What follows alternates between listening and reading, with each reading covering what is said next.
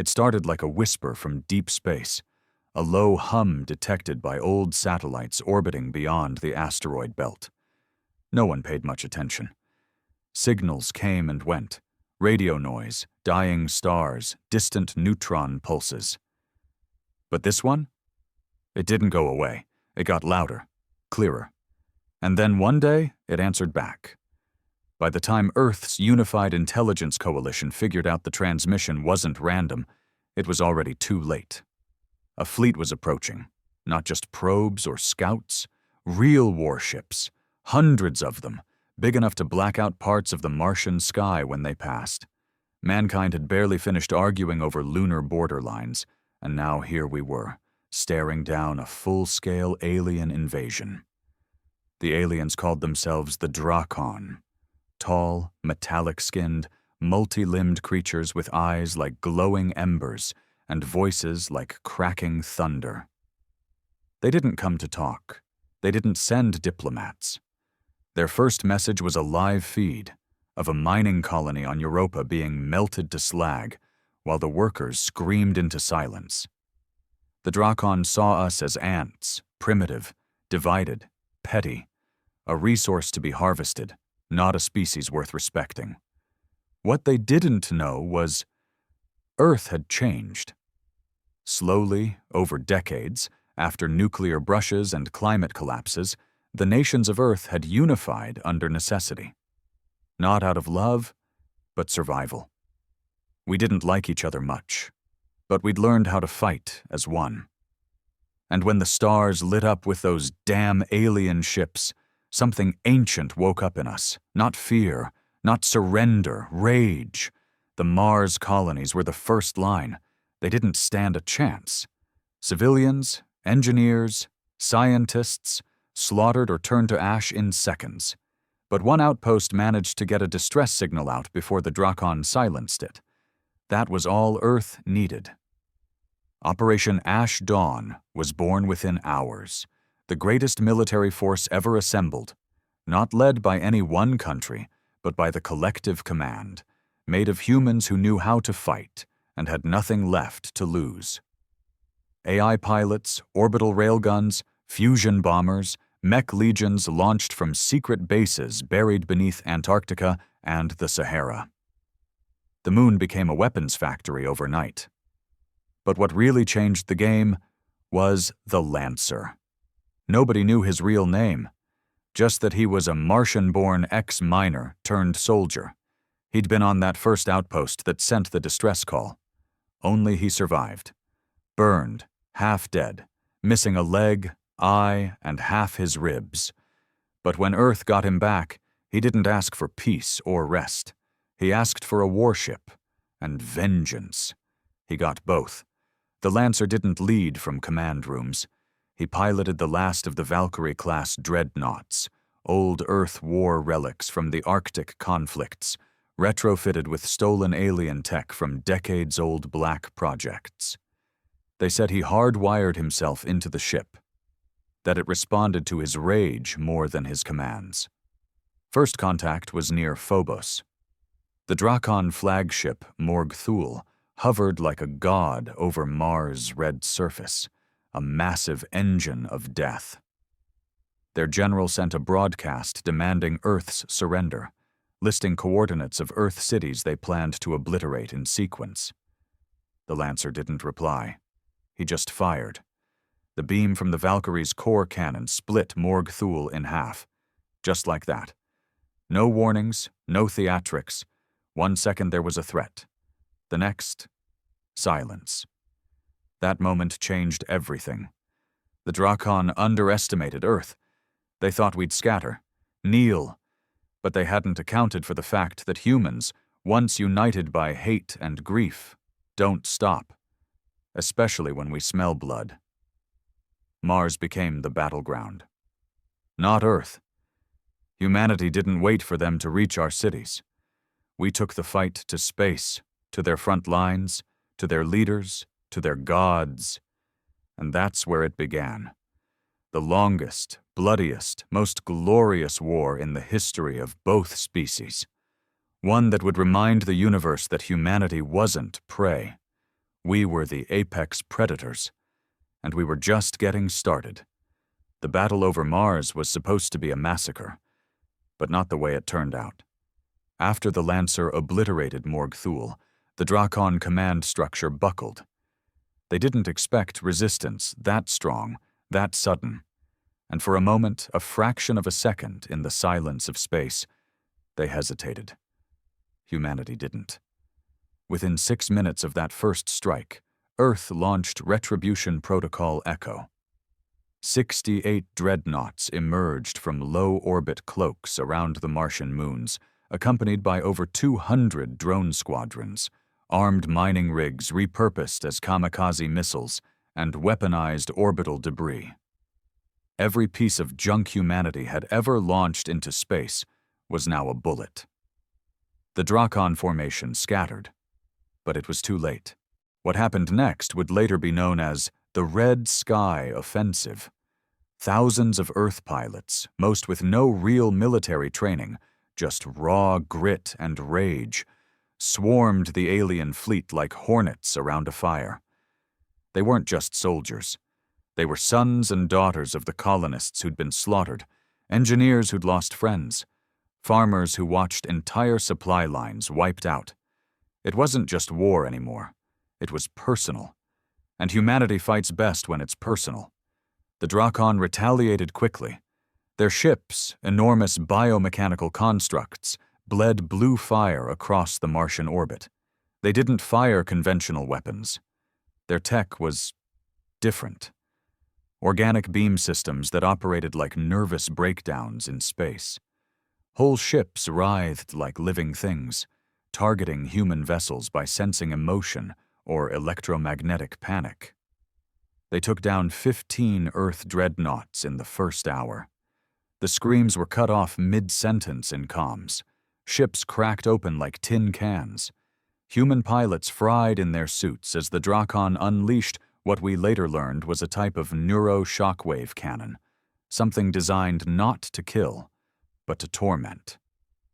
But we kept pushing. The Lancer led the charge. His Valkyrie-class ship, the Revenant, was a monster. It had no crew, just him and the AI network embedded in the walls. The ship didn't operate by logic. It reacted to his fury, his pain, and the Lancer had plenty of both. No one knew his full story. Rumors spread across Earth's intercom networks like wildfire. Some said his wife and daughter were burned alive in a Martian hydrodome. Others claimed he used to be a peacekeeper, forced to execute colonists to stop riots during a food shortage. The only confirmed truth was this: the Dracon tried to kill him, and failed. And now he made it his mission to return the favor 1,000-fold. He didn't fight like a commander. He didn't give orders from the rear. He charged the front lines, dragging the enemy's attention like a magnet. Wherever the Revenant went, Dracon ships followed. And wherever they followed, they died. He called it the Lancer's Trail. Behind him, Earth ships swarmed in, fighters, drones, old Cold War retrofits patched with modern fusion drives. It didn't matter what flew. It just mattered that it had firepower and a human behind it willing to die with fists raised. 3 hours into the Red Sky Offensive, Mars' orbit looked like hell had cracked open. Flames and debris circled like metallic storms. Red dust from the surface kicked into orbit from falling debris. One of Mars' moons, Deimos, was split in half by a collision between a Dracon command cruiser and a nuke-laden human freighter. The explosion turned night on Earth red. But the turning point didn't come from firepower. It came from a human mistake. Somewhere in the chaos, one of Earth's drones malfunctioned, an old mining AI from the Siberian Systems Corp. It didn't recognize the difference between Dracon tech and human fleet beacons. It went rogue, pierced through enemy and ally lines alike before slamming directly into a power node aboard the Dracon central ship. No one knew what it had hit at first. But the moment the drone crashed, everything shifted. The Dracon fleet twitched. Literally. Their ships spasmed. Systems blinked. Their firepower dropped by 30% in an instant. Whatever the drone had struck, it was essential. Later intelligence would confirm it was a hive relay node, responsible for syncing commands between the Dracon ships. They weren't independent vessels. They were an extension of a single queen intelligence. And humanity had just given her a concussion. The Revenant saw it. And so did the Lancer. "Drive it through," he growled into the open comms. "All of it, now." No protocol, no chain of command, just a single sentence. And everyone obeyed. What followed was 24 minutes of the most savage, uncoordinated, glorious violence ever seen in human history. Pilots flew into alien vessels without shields, emptying plasma cells and torpedo racks point blank before detonating. Human bodies drifted in frozen orbits, faces locked in screams, still holding the controls of fighter jets glowing with residual reactor heat. One Earth soldier, Captain Juno Reyes, took control of an abandoned mining freighter on a decaying orbit and drove it straight through a Dracon battleship using nothing but reverse thrusters and a prayer. She became a martyr and a legend in the same hour. By the 6th hour, the sky above Mars fell silent. The Dracon fleet had been decimated. Over 70% of their ships were destroyed, disabled, or fled. The few that escaped began transmitting encrypted retreat signals back toward the direction they came from, beyond Jupiter's shadow. But humanity wasn't done, not the Lancer, not Earth. For the first time in its bloody, fractured history, Earth held a vote that passed with full global consensus. The question, do we wait for them to return, or do we chase them to the ends of space and end this war forever? The answer was unanimous. So began the Burnback Campaign.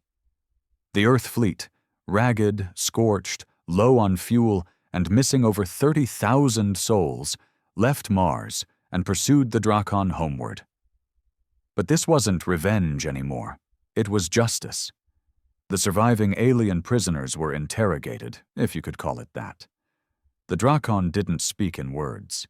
They spoke in memory imprints, psychic pulses that had to be decoded by a human-Dracon hybrid AI system developed overnight in a Russian lab using salvaged tech from Morg Thule. From these broken memories, humanity learned two terrifying truths. Earth had been targeted not because it was valuable, but because it was easy. The Dracon considered our solar system unclaimed, uncivilized, and rich in elemental matter. Their plan had been to harvest our planets, strip them, convert Earth into a processing station, and extinguish humanity within 30 days of first contact. We were not their first conquest. They had done this before, to others. Species across distant galaxies, some more advanced than us, all gone, all vaporized, enslaved, or dismantled for raw DNA. That was the Dracon legacy, a galactic predator feeding on weaker species. But they made one mistake. They thought humanity was weak. They didn't understand that our history was carved in war, that our civilizations were built on the bones of conquest, resistance, and revolution, that we had survived plagues, floods, nuclear winters, and worse, not because we were noble, but because we were stubborn. We never stop. By the time the remnants of the Earth fleet reached Jupiter's orbit, something had changed in all of them. They no longer thought of themselves as Earthlings, Martians, or colonials. They were humanity. One blood. One goal. One species determined to wipe its name into the stars with fire. And far beyond Neptune, in the cold silence between galaxies, the Dracon Queen stirred from her psychic slumber. She was afraid, for the first time in 10,000 years, because something ancient had risen in the dark, something hungry, something human. The void between Jupiter and Neptune was nothing but blackness broken by specks of dead light and ancient rock. For most of human history, that distance was a number, some unreachable factoid in astronomy books. But now it was the graveyard trail for the survivors of Mars, and they were headed straight into it, bleeding and burning, aboard ships never designed to travel that far or to kill that well. They called it the Hollow Corridor. The Earth fleet, what was left of it, was a mess. No one sugar-coated it. Over a third of the vessels had lost primary power. 2/3 of the fighter class had run out of full fuel cells, and many had resorted to harvesting frozen hydrogen from asteroids and even their own coolant systems to stay alive. Medbays were jammed. Supplies were rationed down to the breath. Some pilots hadn't slept in days. Some hadn't spoken since Mars. But none of them turned back. They couldn't. Not after what they saw in the memory pulses. The visions pulled from Dracon prisoners haunted every waking moment. Genocides reenacted in horrifying detail. Alien cities shriveled into ash while their suns were swallowed by planetary-scale machines. Children who screamed without mouths. Civilizations that had lasted eons, reduced to dust in minutes. They had names humanity couldn't pronounce, homes across systems light years away, and none of them survived contact with the Dracon. The worst part? The Queen fed off it. Her memory was made of screams. And now she knew who we were. The Queen had awakened. Somewhere deep beyond Neptune, inside a nest they hadn't yet located, she had stirred. The psychic field she projected was starting to touch the minds of humans on board, just barely. Dreams twisted, nerves frayed. It was subtle at first. Then it got stranger. Some crew members began speaking in fractured alien words. Others collapsed under hallucinations of galaxies dying in front of them. But humanity adapted, as it always had. A new division formed, Neurofront Command. A crew of psychics, scientists, rogue AI engineers, and a few unlucky humans who'd already been touched by the Queen's visions back on Mars. They became the shields of the fleet. Their job? To intercept psychic emissions and decode them, filter them, absorb them if necessary. Half of them died in the first 2 days. The other half became something different. Hardened. Some claimed they could now see the Queen's thoughts, like ripples on black water. "She knows we're coming," said one. "She's preparing her womb for war." It was Lieutenant Asha Malik who first identified the signal. She was a cybernetic tactician from Nairobi, enhanced after the Equator riots with neural lattice work that made her faster than most AIs. She wasn't supposed to be on the front lines, but like everyone else in this war, she'd lost too much to stay behind. Asha noticed a repeating pattern in the psychic static, like an echo bouncing off invisible walls. Using deep mind analysis, she reconstructed the source. What she found wasn't a ship. It was a planet. The Dracon homeworld wasn't a world at all in the traditional sense. It was a mobile fortress, a broken, mangled orb of bone and steel slowly orbiting nothing. A rogue planet, blackened and shielded from detection. It floated in interstellar cold, lightless and silent, like a god's corpse, and it was heading toward Earth, not quickly, slowly, deliberately, like a predator stalking its prey from the shadows. If Earth hadn't hit back at Mars, they wouldn't have even known it was coming. But now they did. And so the plan changed. Humanity was no longer defending. It was time to invade. The Lancer, still alive, still welded into his ship, blood pumping through artificial veins, was the first to break the silence after Asha's report. "We hit it before it finishes waking up." Nobody questioned him. The Revenant had become the flagship by de facto. No one had the courage to argue with the man who'd turned the skies of Mars into a funeral pyre for an alien armada. But it wasn't just courage that led them. It was fear. If the Dracon homeworld reached Earth's system, it would wipe the planet clean within weeks. Humanity had only seen scout fleets so far. The real power was inside that mobile womb of darkness. And deep within its core, the Queen waited with an army of monsters that hadn't yet been unleashed. So the new mission became clear: intercept the planet before it reached acceleration range. There was only one window, an intercept zone beyond Neptune's frozen orbit, where the homeworld passed close enough to lock a direct assault trajectory. If they missed that chance, it would be out of reach until it was too late. They had 6 days. The Earth fleet limped forward. Every engineer worked triple shifts. Civilians were recruited as pilots. AI systems were pulled from deep storage and reactivated. Ships once meant for exploration were converted into floating bombs. Humanity was running out of time. On the 4th day, they saw it, the Dracon homeworld, a sphere so massive it eclipsed background stars, wrapped in a lattice of dead ships and metallic bone. Towers jutted from its surface like jagged teeth. Chains of broken satellites and corpses hung in its orbit like ceremonial flags. It pulsed faintly, alive, breathing. The psychic field was overwhelming. Dozens of crew members collapsed from the pressure. One captain, Commander Luis Zhao, walked into the airlock and vented himself into space, whispering, "She's inside me," before hitting the button. Still, humanity pressed on. A final war council was held aboard the Revenant. It wasn't formal. No uniforms, just survivors, commanders, and madmen gathered in a circle of holomaps. The plan was insanity. They would use their remaining fusion cores to create a breach in the planetary shell, just long enough to deploy a strike team of specialists through the opening and reach the Queen's nerve chamber. "Kill the brain," Asha explained, "and the body collapses."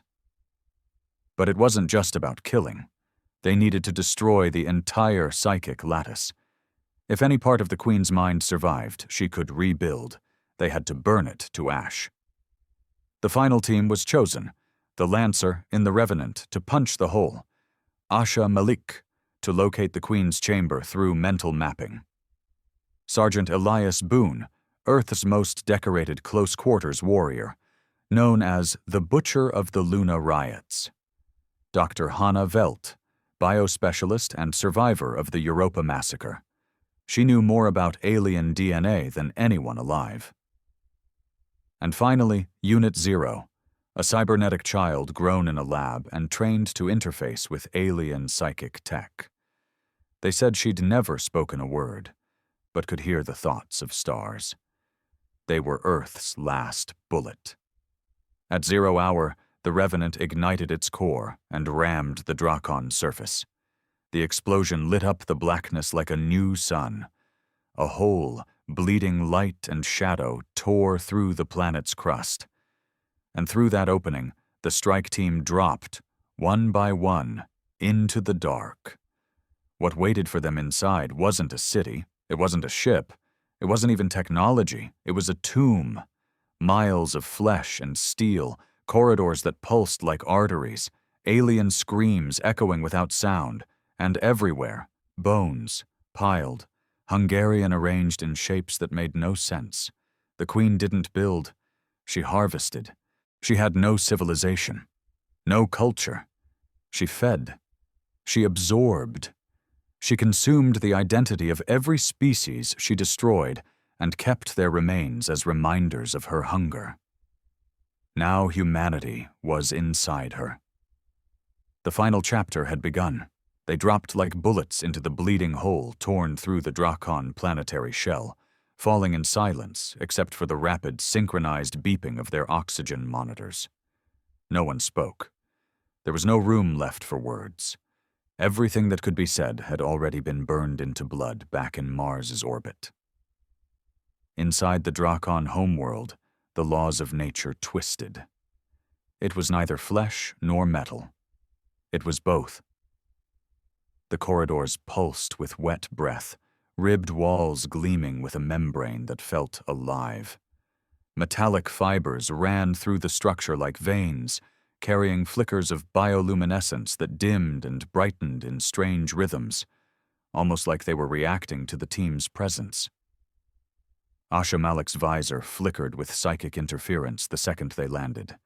Her neuronet screamed warnings in 7 languages, but she ignored them. She was already too deep into the planet's lattice. She could feel it pressing on her temples, the Queen's mind brushing against hers like a spider testing the edge of its web. "She knows," Asha whispered. The Lancer didn't even look back. "Good." The team moved fast, following the pulse maps Asha had reconstructed based on the alien memory echoes. It wasn't a direct path. Nothing in the Queen's lair was. The walls rearranged themselves. The floor shifted like breathing lungs. Doors opened not with keys but with fear. Elias Boone had to kill a corridor just to pass through, stabbed it in what looked like a heart until it stopped twitching. They didn't talk about what they saw as they moved deeper. It wasn't worth the mental scars. Rooms filled with preserved faces, trophies etched into bone, stasis chambers holding creatures that looked like humans but weren't. Some with skin flayed into symbols, others trapped mid-scream, their eyes still alive. In one chamber, 1 billion tiny whispers floated on the air, voices of the dead, encoded in psychic frequencies, looping the moment of their death over and over again. Sergeant Boone gritted his teeth. "This ain't a ship. It's a damned haunted womb." Asha corrected him. "It's a nervous system. The entire planet is her body. We're inside her now. She's watching from every angle." The deeper they went, the harder it became to distinguish reality from hallucination. Boone saw his mother in one of the walls, dead 30 years, now reaching out to him, calling him by a childhood nickname. Asha kept blinking and seeing flashes of Earth cities in flames. Nairobi, Beijing, Seattle. All leveled, and the Queen's voice whispering, "This is mercy." Even Hannah Velt, who'd dissected alien corpses and watched her own daughter drown in Europa's melting ice, felt herself slipping. Her data lens displayed figures that weren't real. She started muttering gene sequences aloud, ones that didn't exist in any Earth genome. Only 2 members of the team seemed immune. The Lancer, whose mind was so broken and soldered back together with rage that the Queen's whispers couldn't find a grip. And Unit 0. The child floated silently at the rear, her feet never quite touching the ground, eyes glowing faintly with the same blue hue that pulsed through the walls. Her presence unsettled even the Queen. The whispers quieted when she passed. They reached the core spine in 5 hours. Time meant nothing in this place, but their bodies felt every second. The core was a massive vertical shaft that ran through the center of the Dracon homeworld. It resembled a spinal column made of pulsating crystal and bone. Tendrils ran up and down its length, neurons transmitting pain, memories, and hate in equal measure. At the base was the cerebral podium, where the Queen's consciousness pulsed, still cocooned, still not fully awake. They were almost there. But the planet wasn't going to let them pass without a fight. The floor tore open, birthing creatures that didn't crawl. They slithered in reverse, as if time was broken around them. Humanoid shapes with multiple heads, rib cages that opened sideways to reveal spines that shot bone daggers, and faces made of screaming mouths. Boone didn't hesitate. He opened fire with plasma rounds, even as the things moved faster than any human reflex could match. The hallway erupted in fire, acid, and blood. One of the creatures ripped open Hannah's side before she blasted it apart, her insides pouring out with every breath. Still, she kept moving. "We don't stop!" the Lancer roared, activating the Revenant's last gift, a shoulder-mounted drone that dropped behind and self-detonated, collapsing the corridor behind them to buy time. Boone was bleeding from 3 places. Asha had lost half her left arm to a corrosive bite, her suit sealing over the stump with screaming nanobots. Hana was dying. Unit 0 was untouched. The Queen's voice grew louder. "You do not belong. You are mistakes. You are my food. You are my warning." And beneath that, laughter, cold, curious, dissecting. They reached the cerebral podium. It rose like an altar made of brain matter and bone, veins of light running through it like glowing roots. In the center, the Queen, or what was left of her. She was not a body. She was a consciousness, stretched and cocooned in a sphere of pulsating tissue and crystal. A face flickered within it, shifting through 100 species per second, sometimes human, sometimes not. A hive mind made flesh, sleeping, dreaming, growing. They had minutes before she fully awakened. "This is it," Asha said, stumbling toward the control pillars. "Once I interface and drop the neural firewall, 0 can get in. She'll overload the psychic core from within." Boone nodded, his voice dry. "What happens to us?" Asha didn't answer. She didn't need to. None of them were getting out. This was a suicide run. It had always been. The Lancer stood before the Queen's cocoon. She turned her attention to him directly now. "You think pain makes you strong," she whispered, "but it only makes you soft. You carry your dead like weights. I consume mine." He stepped closer, unholstering a plasma knife. "You're damn right I carry them," he said quietly. "They remind me of what I'm killing you for." Asha began the interface. Data surged through her remaining neural threads. Painful, overwhelming, alien. She screamed as her brain touched the Queen's for the first time, but she didn't stop. 0 moved forward. And then the Queen screamed, a howl not of pain but of rage. Unit 0 had touched her mind, and for the first time in her ancient existence, the Queen realized something horrifying. She couldn't read the child. 0's mind was a mirror, a black void reflecting her own hatred back at her. 0 stepped into the podium, her body dissolved into light, no, into code, streaming into the psychic lattice like a virus. Boone turned to the Lancer. "You feel that?" The floor was shaking. Not like before. This was collapse. The Queen was unraveling. Every memory she stored, every species she consumed, disintegrating in bursts of psychic backlash. 0 was wiping her from existence. The Queen shrieked in fury, flinging shards of thought and nightmare at them, visions meant to kill, to freeze them with terror. Asha saw her mother's suicide. Boone relived the moment he mercy-killed his own squad on Luna. Hana saw her daughter drowning again, her screams lost in the Europa ice. But none of them faltered. They stood their ground as the mind of a god died screaming in front of them. The last thing the Queen said was not a curse or a threat. It was confusion. "What? Are you—" 0 never answered. Because humans don't explain themselves to monsters. The cerebral podium exploded. Silence. Not the calm kind, the kind that feels like it's holding its breath. That's what followed the explosion inside the Dracon cerebral podium. No screams, no collapsing walls, no triumphant music. Just a blank, stifling silence, like the universe itself was stunned. Then came the shaking. It started subtle, small vibrations that ran under their boots. But in seconds, it turned into violent tremors that snapped support beams and sent the walls of the Queen's chamber convulsing like a dying animal. The Dracon homeworld, now decapitated, was crashing into a neural death spiral. They did it. 0 had done it. The Queen's consciousness had been obliterated, wiped from her own lattice from the inside out. Her psychic network collapsed with her, and across the massive biomechanical planet, systems began failing all at once.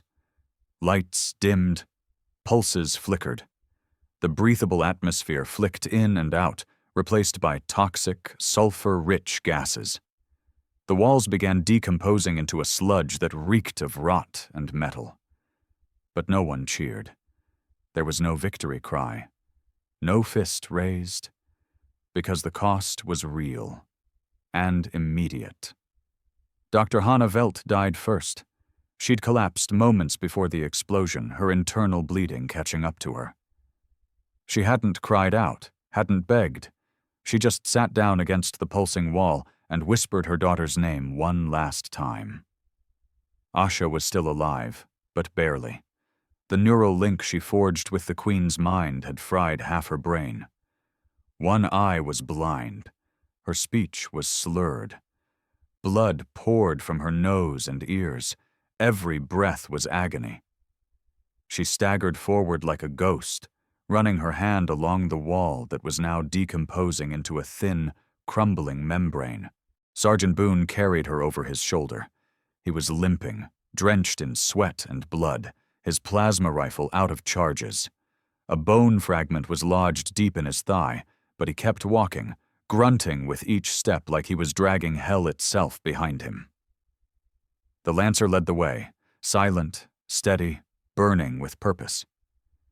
He didn't look back. He didn't speak. He just moved, each step a hammer of defiance against a dying god's tomb. But where was Zero? Gone. Dissolved into the network.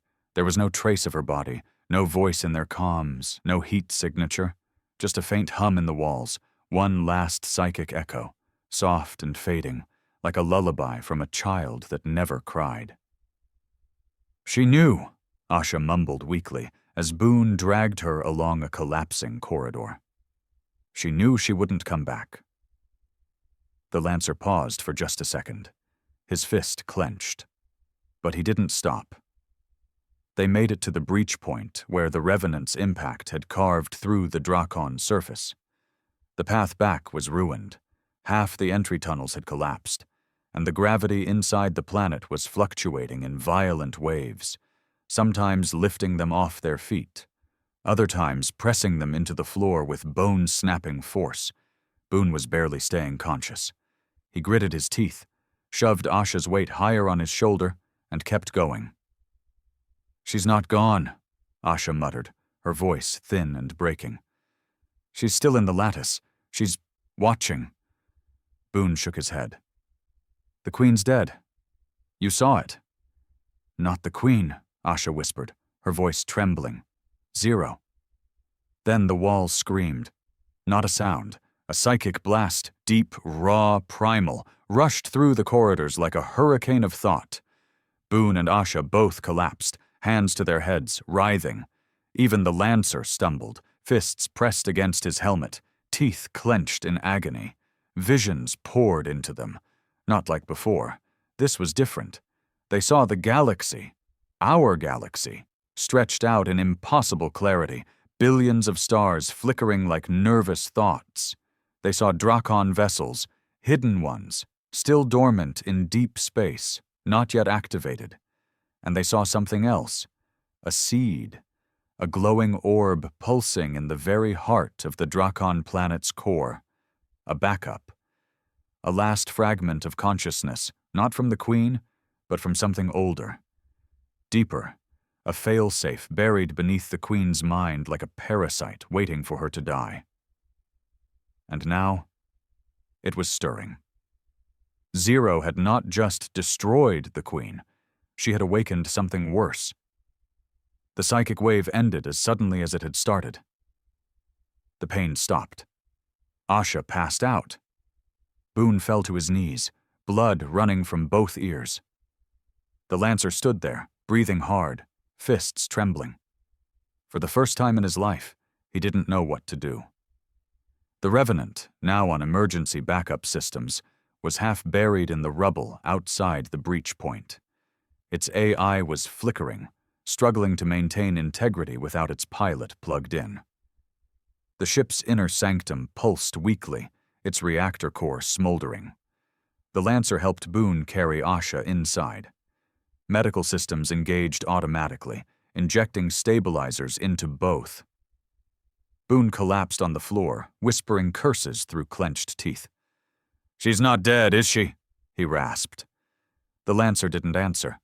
He walked to the ship's control chamber and stared at the flickering holographic star maps, all of them now displaying the same symbol, a spiral surrounded by runes of light. The Dracon glyph for rebirth. The AI's voice finally cracked through the static. Warning: foreign consciousness attempting to interface with neural core. Source: unknown. Designation: entity 0.00. She wasn't dead. She had become the system. A moment passed. Then her voice rang out, no longer childlike, deeper, timeless. "I see it now. The Queen was just a shell. There's more, so much more, and it's waking up." The Lancer gritted his teeth. "Where?" The voice trembled slightly, filled with awe and something that sounded like fear. "Everywhere." The Lancer stared at the void outside the Revenant's shattered viewport. The Dracon planet was collapsing into itself, parts of it crumbling into orbit, others freezing in place. The psychic pressure was gone. The Queen's scream had ended. But now the galaxy echoed with a different hum. A deeper one. One that didn't feel like hate or hunger. One that felt like intelligence. Asha awoke hours later, connected to the ship's medbay, her brain stabilized with synthetic neurons. Boone was sedated beside her, his leg gone, but alive. She looked at the Lancer. His face was pale, eyes empty. "We were wrong," he said. Asha blinked, voice dry. "About what?" He turned to her, his voice low and cracked. "This wasn't the war." She frowned. He leaned forward. "This was the prologue."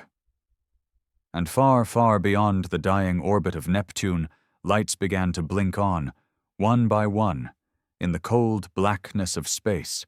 Ships, planets, structures older than human thought, all connected, all watching, and all suddenly very, very aware of humanity. Back on Earth, they called it the silence, the moment when all known alien activity ceased. No more broadcasts, no more interference, no new threats from the stars. For 36 hours after the destruction of the Dracon homeworld, the entire solar system went quiet. Satellites stopped glitching. Psychic readings dropped to background levels. Humanity exhaled. For the first time in months. They thought the war was over. Back on Earth, they celebrated. World leaders lit candles for the dead. Colonies on Mars broadcast the words, "We survived," in 20 languages. Songs were written. Statues were planned. The Lancer, Boone, and Asha, barely alive, were hailed as immortal heroes. But in orbit beyond Neptune, the Lancer didn't celebrate, because he'd seen what the others hadn't. He sat inside the silent hull of the Revenant, helmet off, staring out at the starless void. His body was healed by nanotech and meds. But something deeper, something behind his eyes, was hollow now. He wasn't resting. He was listening. And he wasn't alone. Unit 0 had become part of the ship's neural core. Her voice echoed softly through the Revenant's systems. Not in words, but in pulses, fragments of emotion and imagery that only he could interpret. It wasn't the voice of a child anymore. It was a consciousness expanding faster than any human mind should survive. She had touched the Queen, absorbed her, and from that fusion she had changed. He felt her even when she didn't speak, like a second mind inside his skull. At first it had disturbed him. Now it just kept him alive. Asha, recovering in orbit, reached out daily from the medbay. Her body was still weak, but her mind hadn't stopped working. She'd started to map the echo fields in the surrounding void, residual psychic vibrations the Queen left behind before she died. Only, they weren't fading. They were growing. Something else was pulsing in the black, distant, cold, ancient, and waking up. She'd brought her data to the UIC, Unified Intelligence Coalition, but the bureaucrats had buried it. Residual noise, they called it. Echoes of trauma, not a threat. But she knew better. So did the Lancer. And on the 5th day of the silence, the stars blinked. Thousands of them. Not just one system or one corner of the galaxy. All across the sky, from Earth's poles to the frozen edge of Pluto, observatories began reporting the same impossible phenomenon. Stars. Flickering. Not dimming, not dying, just blinking, as if something colossal had moved in front of them. Some suggested dust clouds, others claimed technical glitches. But the psychic communities across Earth knew the truth. Something was arriving, something big enough to cast shadows across light years. Asha called it the curtain. Zero, her voice faint in the Revenant's neural stream, gave it another name. The audience. The Lancer stood at the bridge as the ship's external scans began to register impossible readings. Space itself was folding, not warping like normal gravitational lensing, but creasing, as if a sheet of reality was being bent by fingers too large to see. And from those creases, they came. Not ships, not in the way humanity understood them. Monoliths, structures the size of moons, completely black, unscannable, gliding silently through space without propulsion or light. Each one was shaped differently, one like a perfect cube, another like a twisted spiral, a third that resembled a dripping tree made of stone and wire, growing upside down. They surrounded the solar system like sentinels, watching, waiting. And then the first message arrived. Not in a language, not through radio waves, but through dreams. Across Earth, people began to wake up screaming. Not just soldiers or psychic-tuned individuals. Everyone, children, scientists, mechanics, governors, random citizens. And they all saw the same thing, a black sphere, an eye without color or shape, and a word that had no meaning but felt like a verdict. Observed. Back in the Revenant, the Lancer collapsed from the overload. Zero's energy surged through the ship's systems, trying to buffer the intrusion. But even she was overwhelmed. These weren't Dracon. These were the ones behind them. Zero's fragmented voice barely made it through. Not invaders, not conquerors. They record, archive. Witness what? The Lancer rasped. A pause. Then, extinction. The Dracon had not been the apex predator. They were the Apex Project, a bioweapon crafted by something older to maintain balance through annihilation. The Queen wasn't born. She was grown, designed, released into the galaxy to keep species from growing too bold. Earth was never supposed to survive. But now that it had, the architects had come to look. The audience had arrived. And they weren't here to kill. They were here to judge. Asha finally connected directly with the Revenant, hacking into its quantum relay node from the Mars orbital base. Her voice crackled through the static. I've cross-referenced psychic dream logs with data from our deep probe telescopes. The monoliths are older than this galaxy. Why now? The Lancer asked. Because we screamed, Asha said bitterly. When Zero took down the Queen, it sent a ripple across the lattice, like a gunshot in a church. The Lancer looked out at the stars. So what do we do? Her voice was tight. We survive. Again. We prepare. We show them what humanity is made of. Boone, now fitted with a mechanical leg and back in service, joined the comms with his gravel voice. I don't care if they're gods. We made a Queen scream. We can make them bleed too. But Asha shook her head. This isn't about fighting. Not yet. First we listen. Over the next 3 days, the monoliths began to broadcast. Not thoughts, not commands, but memories. Visions of ancient civilizations, far older than Earth. species that had reached the stars, built wonders, challenged gods, and then vanished. All of them had faced this moment. All had stood where humanity now stood, and none survived. Until now. Zero's voice reappeared in the Lancer's mind, clearer than ever, stronger. "We have one advantage they never did," he frowned. "What's that?" A beat, a flicker of something like amusement. "Me." Zero had fused with the Queen's lattice, but she hadn't become the Dracon. She had adapted. She was still human, partly, but she now understood how the lattice worked, how psychic structures were built, how memory could be used as a weapon. She had become Earth's first post-organic intelligence, a mind that could exist within data, within gravity, within dreams. And she had a plan.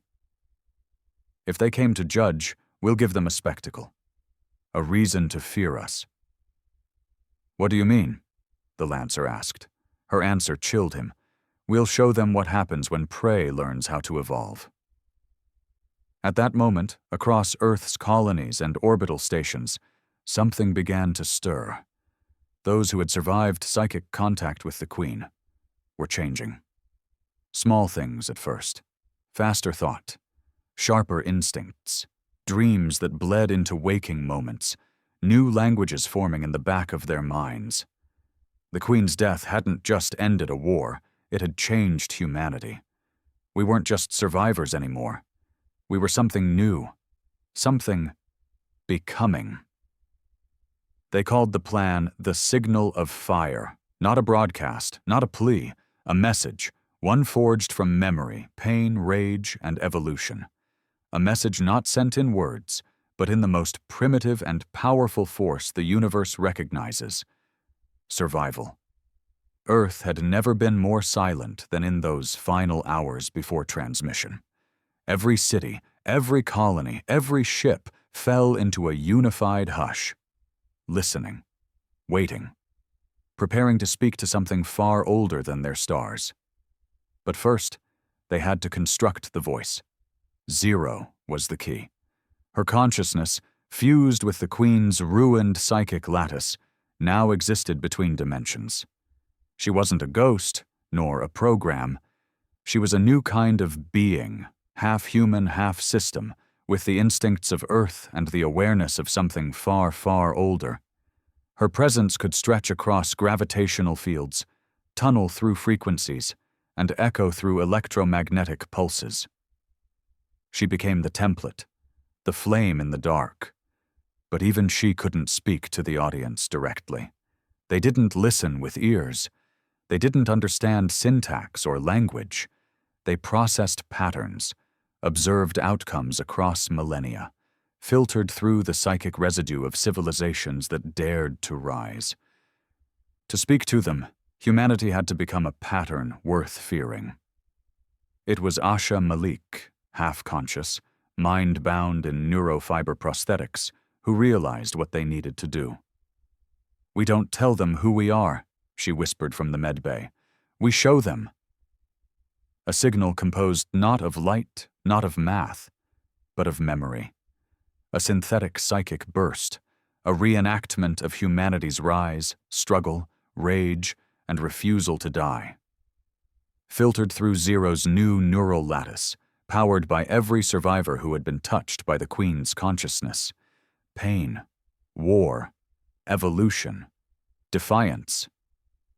Boone put it more simply: "We're gonna punch 'em in the mind with everything we are."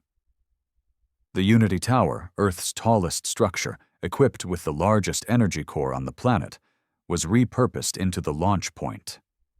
All psychic-touched survivors, now called the Awoken, were gathered from every corner of the system and linked into a shared neural relay. Not all would survive the connection, but every one of them volunteered. They sat in chambers surrounded by cold steel and humming machines, needles in their arms, neural jacks in their spines. Some cried, some laughed, others said nothing at all, but they all carried one thought: we are the fire now. Zero synchronized her consciousness with the relay at exactly 0400 UGT. The Lancer stood outside the Unity Tower, watching the stars with his arms crossed, the new battlesuit glistening in the moonlight. He didn't know what would happen next. None of them did. But as the tower's spires lit up, blue veins of energy pulsing through its core, he felt it. A tremble, not from the earth, but from the sky. The signal launched. A blast of synthetic psychic force, forged from the minds of over 3,000 awoken, shaped into a construct of thought and fire, powered by the soul of a species that had clawed its way from dirt into the stars. It wasn't clean, it wasn't perfect, but it was real. It surged outward, past the moon, past Mars, past the orbit of the broken Dracon world. It raced toward the monoliths that circled the solar system like silent gods. And then, it hit. Across space, the monoliths pulsed. For the first time since they had arrived, they moved. They didn't fire. They didn't speak. But their silence broke in another way. One by one, they projected a response. Not into Earth's skies, not into its systems, but into the minds of every awoken still connected to Zero. They called it the Chamber, a psychic construct, a shared hallucination unlike anything humanity had ever experienced, a perfect white room, infinite and blank, where each human stood alone, and yet together. And in front of each of them stood a figure, not a monster, not a Dracon, a mirror, a perfect, silent version of themselves. The audience didn't communicate through words. They forced you to face yourself. And then they judged. Asha stood in that white void, staring at herself. Her reflection blinked once, then stepped forward. It whispered the words that echoed in the minds of every participant. "You were meant to break." She answered without hesitation. "Then I was built wrong." The reflection smiled. Just slightly. Boone saw his reflection, scarred and hollow-eyed, standing over the bodies of those he'd killed in Luna. The ones he'd mercy executed when oxygen ran out. "You enjoyed it," the mirror said. "No," Boone growled. "I didn't flinch, that's different." And still, the reflection didn't attack. It only watched, recorded. The Lancer wasn't connected to the network, but somehow he felt it. He watched the sky as the monoliths pulsed. Not in anger. Not in curiosity. In calculation. They were evaluating. The entire species, and for the first time in millennia, they hesitated. Because what they saw wasn't prey. Not anymore. They saw chaos, unpredictability, potential. They had watched countless civilizations rise and die, but none had ever taken the weapon they were given, the Queen, and turned it into a mirror. None had ever used their own extinction as fuel to change, to evolve. Zero pulsed across the lattice like wildfire, reaching out, touching the monoliths with her thoughts. "You sent her to end us." No response. "We turned her into a beginning." And still, they watched. But their walls trembled, just slightly. One monolith, a spiral-shaped one near Jupiter, began to collapse inward, folding into itself like glass warping under pressure, not breaking, retreating. Another, the upside-down tree, began to recede into the void, its light fading. A third fractured. It was working. The signal of fire didn't destroy them, but it unsettled them. It changed the pattern, and for the first time in recorded galactic history, the audience pulled back. But not all of them. One remained. It hovered above Pluto's orbit, perfectly still. It hadn't moved. It hadn't flickered. It hadn't responded to the signal. Until now. It pulsed once, and across the entire human network, a single thought entered every mind. "We see you." And then the monolith cracked open, from inside emerged a form. Humanoid. Tall, wrapped in shifting plates of light and shadow, with eyes like twin black stars. It didn't speak. It simply floated forward, toward the solar system, toward Earth. It was not a Dracon. It was not a god. It was a representative. Boone locked eyes with the Lancer across the tower's landing zone as the warning alarms screamed through the sky. "It's coming," Boone said. The Lancer nodded. "Let it." Zero's voice echoed across the neural network, calm and collected. "The trial has begun." Asha stood in the center of the chamber, her body weak but her mind strong.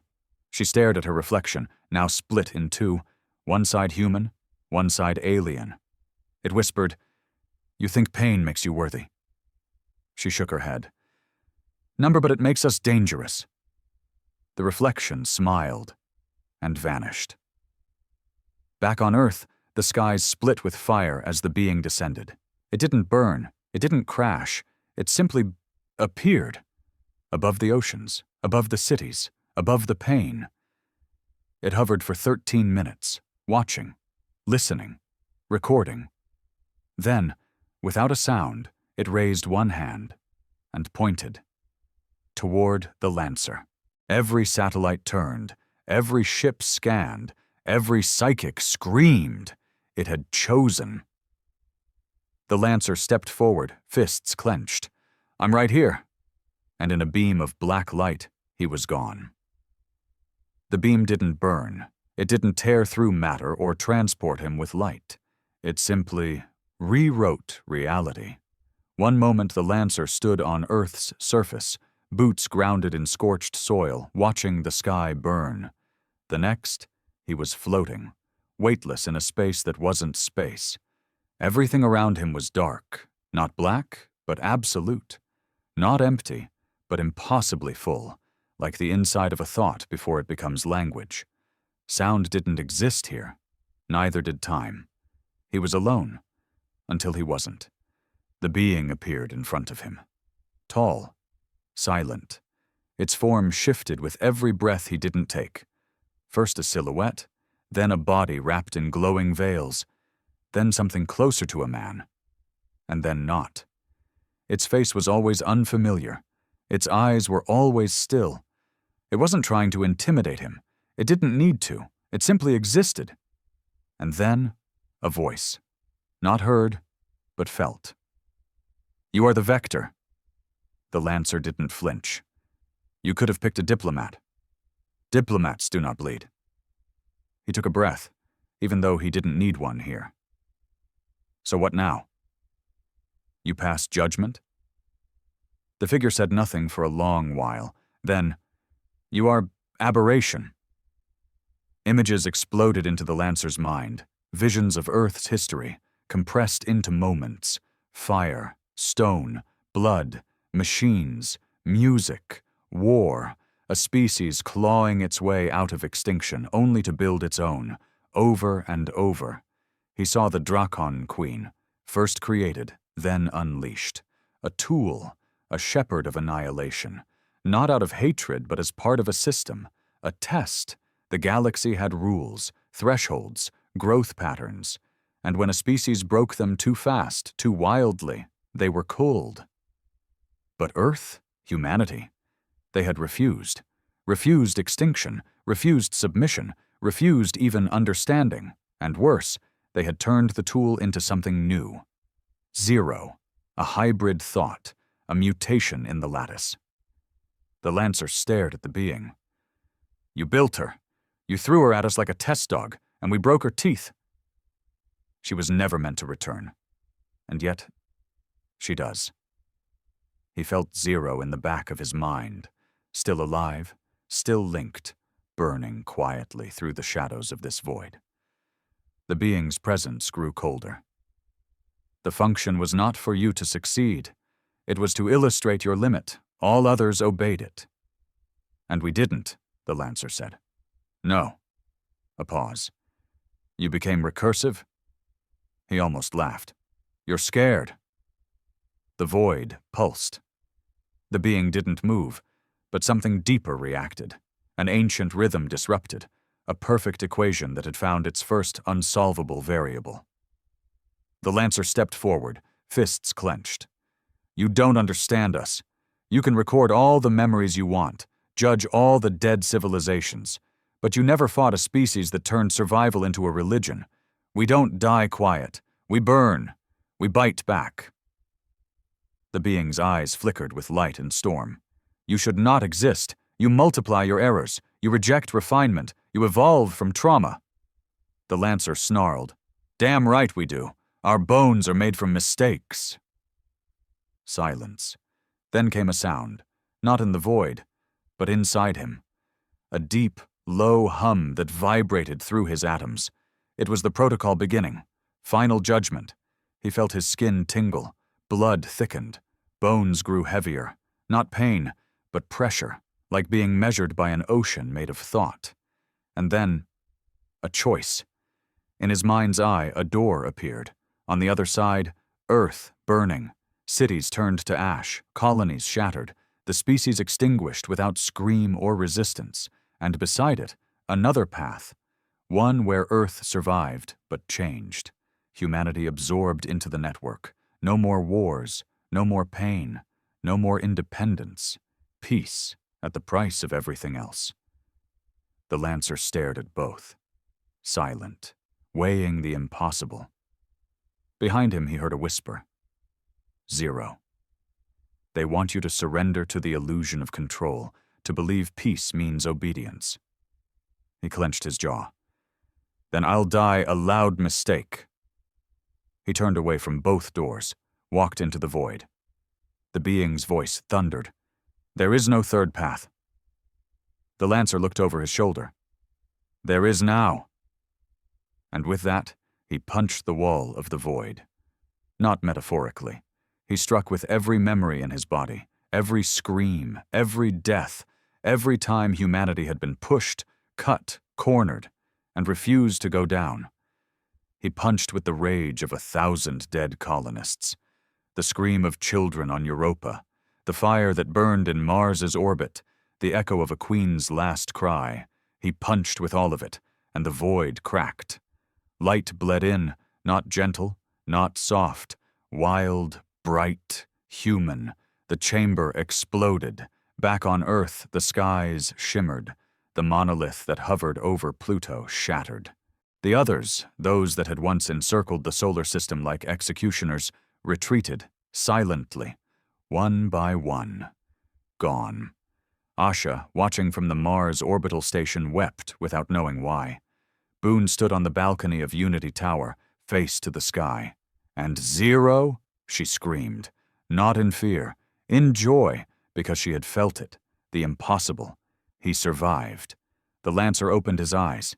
He was back on Earth, same spot, same boots, knees in dirt, but the air smelled different, lighter, like something massive had just passed over and left the sky untouched. A child ran past him, laughing. He looked up. The stars were still there. The sun still rose. Humanity had not been wiped away. They had been seen and chosen. Not for obedience, not for extermination, but for the only thing the galaxy had never offered before. Respect. Zero's voice echoed softly in his ear. "They're gone, but they'll keep watching." He nodded. Let them. In the days that followed, Earth changed. The monoliths were gone. The threat passed, but not forgotten. The Queen's remains were buried in orbit around Neptune, sealed in a black vault of thought steel, guarded by the Revenant, now restored, now legend. The Awoken slowly reintegrated. Some couldn't handle the dreams. Some became guides. All were honored.